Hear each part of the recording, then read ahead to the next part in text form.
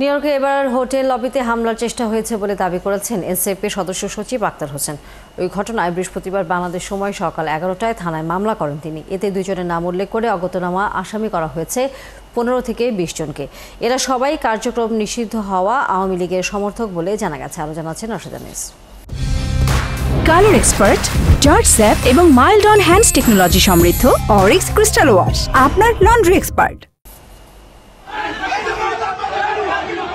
জাতিসংঘ অধিবেশনে প্রধান উপদেষ্টার সফর সঙ্গী হয়ে নিউ ইয়র্কে নামার পরই নিষিদ্ধ আওয়ামী লীগের নেতাকর্মীদের তোপের মুখে পড়েন আক্তার হোসেন। হেনস্থা করা হয় আরেক নেতা তাসনিম জারাকেও।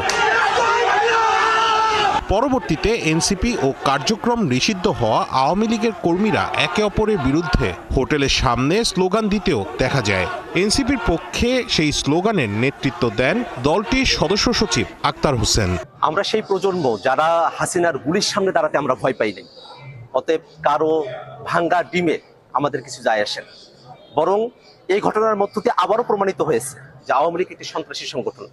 আওয়ামী লীগ যে জন্মগতভাবে এবং প্রকৃতিগতভাবে সন্ত্রাসী সংগঠন, তারা সন্ত্রাস করবে। তারা বাংলাদেশের মানুষ যারা স্বাধীনতাকামী আছে, বাংলাদেশপন্থী মানুষেরা আছেন, যারা জুলাই অভ্যুত্থানের পক্ষে শক্তি আছেন, তাদের উপরে তারা হামলে করবে। এটাতে আমরা আর অবাক হই না। এবার স্থানীয় সময় বুধবার সন্ধ্যায় হোটেলের সামনে ফের তার উপর হামলার চেষ্টা করা হয়। একদল লোক হোটেল লবিতে এসে আক্তারের বিরুদ্ধে বিষোদগার করে। এই ঘটনার পর স্থানীয় থানায় গিয়ে মামলা করেছেন তিনি।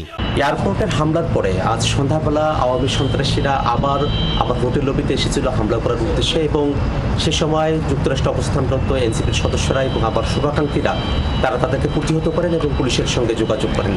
পরবর্তীতে পুলিশ ইনভেস্টিগেশন অফিসার তিনি প্রিসেপ্টে এসে মামলা দায়ের করার জন্য আমাদেরকে পরামর্শ দেন। তার প্রেক্ষিতে আমি এয়ারপোর্টের খুব কাছের যে থানা পুলিশের রয়েছে সেখানে এসেছি, এবং যারা সেই দিন আমাদের উপরে হামলা করেছিল এবং হত্যার চেষ্টা করেছিল, ডেথ থ্রেট দিয়েছিল, তাদের ব্যাপারে আমরা এখানে মামলা দায়ের করেছি।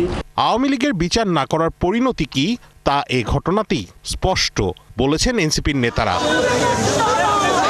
রাশেদা নিস, ৭১, ঢাকা।